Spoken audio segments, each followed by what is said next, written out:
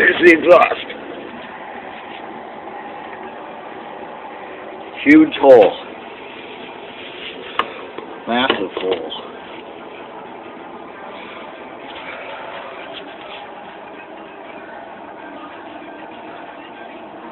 The hanger over there.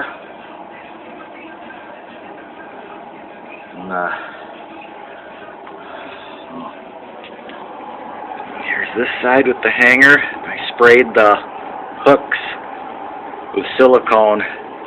I'm going to cut it off right here.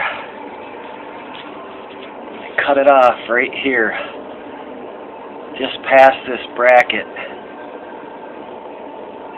because that bracket is so rusted, never going to get those bolts off. While I was under here, I sprayed all the bolts, anything I could see with the silicone lubricant, all the bushings. Might as well do it while you're under here. So, alright.